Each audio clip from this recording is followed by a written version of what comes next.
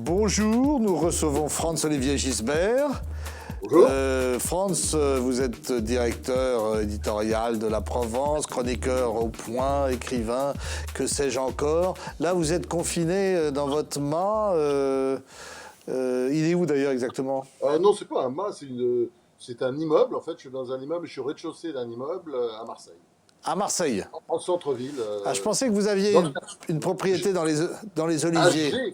j'ai effectivement une propriété avec des oliviers dans le Vaucluse, mais pas pour le confinement. Je me suis installé à Marseille, c'est plus simple, il y a les commerces à côté. Je suis dans le centre-ville, vraiment près du Vieux-Port, dans un quartier qui s'appelle le quartier Saint-Victor, que tous les Marseillais connaissent et qui est merveilleux. C'est pas facile pour la presse en ce moment, même si les audiences montent, les budgets de publicité se cassent la figure. La Provence, ça se passe comment? Eh ben, ça se passe comme pour tout le monde, c'est-à-dire que effectivement les audiences sont bonnes, notamment les audiences numériques, parce qu'il y a moins de points de vente, mais il y en a quand même beaucoup et qui font que le journal est toujours bien vendu et bien lu. Mais c'est sûr que sur le plan publicitaire, bah oui, on voit bien, on tourne les pages, il n'y a pas beaucoup de publicité, quoi. Ça fera des revenus en moins, c'est sûr. À Marseille, il y a un institut très connu maintenant, du professeur Didier Raoult, l'homme qui préconise la chloroquine, pour lequel l'ancien ministre de la Santé, Philippe Douste-Blazy, a pris fait et cause. Vous êtes engagé derrière lui ou vous contentez de faire des interviews et de le faire parler? Non, c'est un journal, il va pas s'engager dans une cause médicale parce que, je veux dire, on n'a pas, comment L'expertise. dire, accès non, on n'est pas des spécialistes, nous ne sommes pas des experts. Bon, en même temps, c'est sûr que tout le débat, enfin, je dirais la polémique sur cette histoire est un petit peu navrante et ça tourne un petit peu à l'histoire OM-PSG, si vous voyez ce que je veux dire. C'est-à-dire, ça vient de Marseille, c'est pas sérieux. Et c'est vrai que cette histoire-là est un petit peu irritante quand on se place du point de vue marseillais. J'ai pas très bien compris pourquoi. On a un peu Les l'impression qu'il y a les autorités, mandarins et puis ouais, effectivement le prophète de exactement, l'autre côté, hein. des autorités parisiennes comme ça, très, très arrogantes, il faut bien le dire, qui avaient d'ailleurs été très arrogantes sur d'autres sujets, comme sur les masques, il ne fallait pas porter de masque, souvenez-vous, il ne fallait pas se faire dépister, etc. Bon, et là, j'ai pas très bien compris le ton que ça a pris. Cela étant, vous savez, il est normal que dans le domaine des sciences, il y a des polémiques, il y en a tout le temps, il y en a tout le temps eu, ça fait avancer la science, ça fera avancer la médecine, voilà. Mais en même temps, c'est sûr, j'ai l'attitude de beaucoup de gens de dire, mais pourquoi ne pas essayer ça parce que de toute façon, bon, c'est un médicament qui est utilisé, pourquoi ne pas l'utiliser? Bon, alors apparemment, il y a des études qui sont faites, simplement on n'a pas rajouté l'antibiotique que le professeur rajoute avec, donc ce qui fait que l'étude sera faussée. Mais enfin bon, bref, voilà. Vous en Je ne avez comprends parlé pas penser avec, que ça. vous en avez parlé avec Christian Estrosi? Vous l'avez eu, Christian Estrosi? Non, je l'ai pas eu au téléphone, mais j'ai eu le professeur Raoult au téléphone, bien sûr, qui est un collaborateur d'ailleurs de la Provence, il faut bien dire, depuis longtemps. Et comme il était collaborateur aussi du Point, c'est quelqu'un qui, voilà, qui est assez accessible et qui est tout à fait intéressant. Et je n'ai pas compris, disons, pourquoi il était, comment dire, ostracisé à ce point. Ça me paraît tout ça très bizarre. Alors, la Mais gestion enfin, bon, gouvernementale.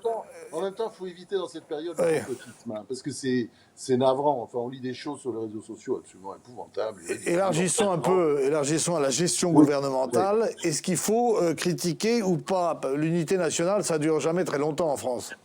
Ah non, ça dure, ça dure en général, oui, un jour ou deux après l'élection d'un président. Euh, Moi, je suis évidemment pour l'unité nationale. Et puis, en ce moment, je trouve qu'il y a beaucoup de polémiques qui me paraissent déplacées. Bon, en même temps, c'est clair que le gouvernement a, comment dire, a commis quelques erreurs, beaucoup par arrogance. Une communication assez lamentable sur les masques. Il fallait pas porter de masque, maintenant il faut porter des masques. Les dépistages, mais non, il fallait pas, etc. Enfin bon, bref, il y a eu énormément d'improvisation, j'irais presque d'impréparation, mais je trouve que c'est pas le moment d'en parler. Et Oui, je il suis y a un très gêné côté, même d'en parler. il y a un Je suis côté très gêné d'en faucon, parler. faucon, il y a qu'à. Voilà, il y a des gens qui se Tout le battent. monde donne son avis, quoi. Hein. Voilà, il y a des gens qui se battent dans les hôpitaux, il faut être avec eux, il faut Hmm. les aider, il faut faire tout ce qu'on tout ce qu'il faut pour le personnel soignant, et je dirais c'est la priorité, c'est l'essentiel. Malgré tout, on ne peut pas manquer de s'interroger sur cette gestion finalement de plus en plus court-termiste, sans doute à cause des réseaux sociaux, des chaînes d'infos, de tout ce qui met la pression au gouvernement et qui l'empêche d'élaborer des stratégies à long terme. Il y a des pénuries, il y a une absence de politique industrielle flagrante depuis 30 ans, quoi. Oui, mais alors, quand vous voyez ce qui se passe, par exemple, en Allemagne, et je suis désolé de citer cet exemple, c'est toujours très Non, non, mais agaçant. les Allemands sont toujours meilleurs que nous. Mais comment se fait-il que voilà, il y a beaucoup moins de morts et qu'apparemment la crise est mieux gérée? Bon, ils dépensent à peu près autant que nous pour leur système de santé. Simplement, il est beaucoup mieux géré. Il y a moins de bureaucratie, il y a moins d'administration, visiblement. Et voilà, moi je trouve que c'est clair qu'il y a des questions qui sont posées. Simplement, vous voyez, on ne peut pas en parler comme ça longtemps parce que je dirais qu'il y a d'autres urgences. Et l'urgence aujourd'hui, c'est d'être derrière le personnel soignant, derrière le personnel médical, qui se bat, qui est au front. Simplement, c'est vrai qu'il n'a pas toujours été très aidé et que, disons, un petit peu de préparation, oui, un peu d'anticipation N'aurait aurait pas été fait de mal. préférable. Alors, Voilà. il y a une contradiction aujourd'hui flagrante entre le principe de précaution et le redémarrage économique qui va devenir vraiment nécessaire. Sauf à renier nos libertés individuelles, on ne pourra pas sortir de ce déconfinement rapidement. Est-ce que l'avenir, finalement, sera asiatique ? On a vu les succès des dragons, que ce soit la Corée du Sud, Taïwan, qui ont mis en place des système de tracking, de localisation, pour repérer les gens infectés. Est-ce que pour nous, les Bretons, les Provençaux, les Gaulois, est-ce que l'avenir sera asiatique ? Bah, évidemment, si je réponds oui, personne ne va me croire.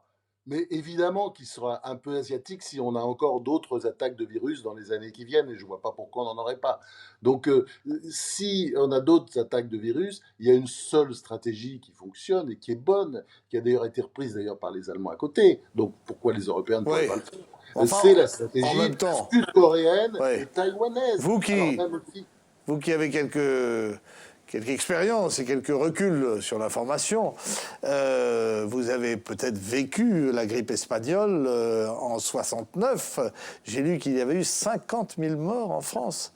Et c'est vrai qu'à l'époque, on n'en faisait pas tout un foin. Mais aujourd'hui, c'est plus possible. Et même les plus décontractés, que ce soit Trump ou Bolsonaro, enfin, Bolsonaro pas encore, mais Trump, et Boris Johnson, à plus forte raison, puisqu'il est à l'hôpital, ont dû se mettre au diapason. Donc on vit quand même une vraie contradiction dans nos sociétés, sauf à la surmonter peut-être par la technologie.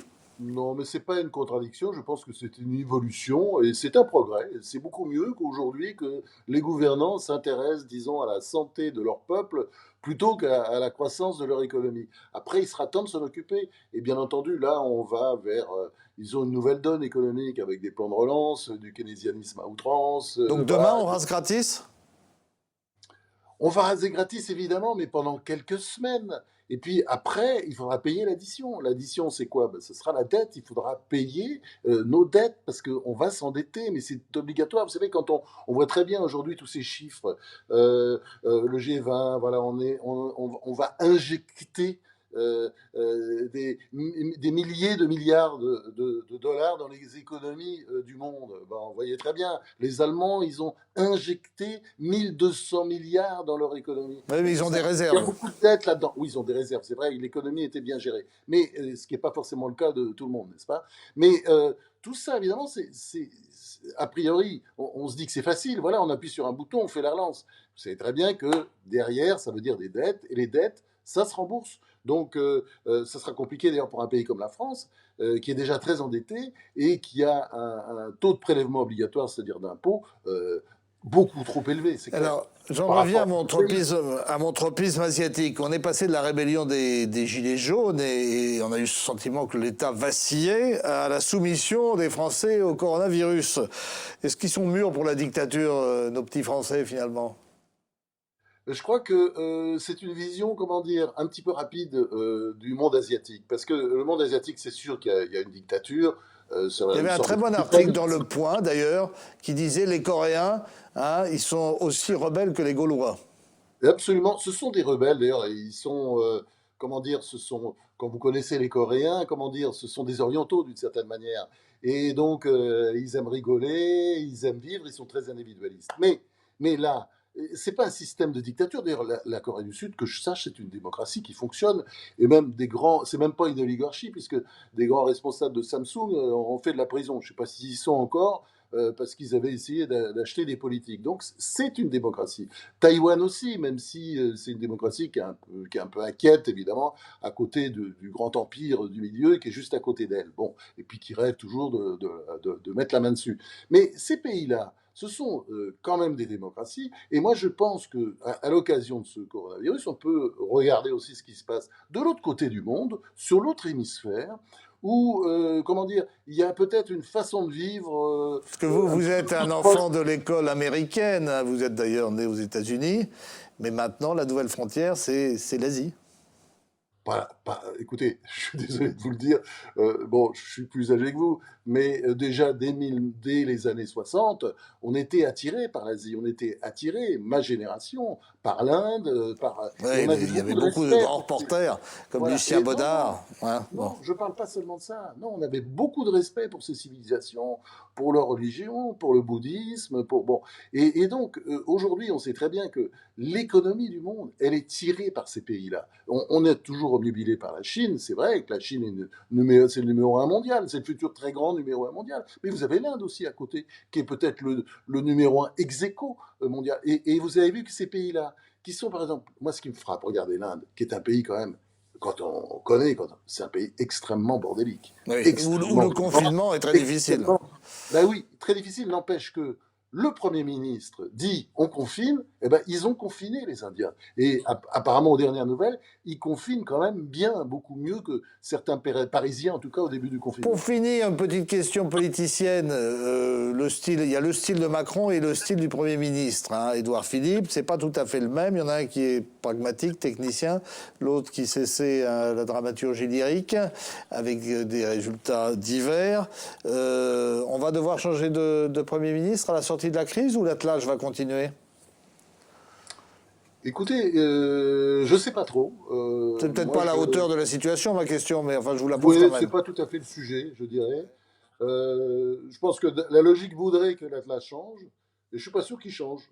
Parce que, vous savez, on avait dit beaucoup, par exemple, l'attelage entre Sarkozy-Fillon, ça devait changer. Ça n'a jamais changé.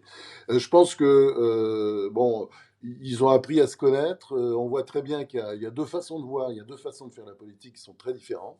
Mais moi, je pense que ça peut tenir. Bon, en même temps, aujourd'hui, dans leur tête, pour moi, en tout cas, quand on les voit, je pense qu'ils ont décidé de se séparer. Mais c'est pas parce qu'ils ont décidé de se séparer qu'ils Qui vont vont pas le le faire. faire?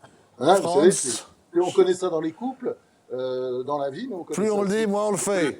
Mon Ouais, cher voilà. Franz, je vous remercie. Et on se retrouvera demain, si vous le voulez, à la même heure, avec Richard Ferrand, président de l'Assemblée nationale, qui aura tenu sa deuxième journée de la mission d'information parlementaire qu'il a mise la semaine dernière sur les rails.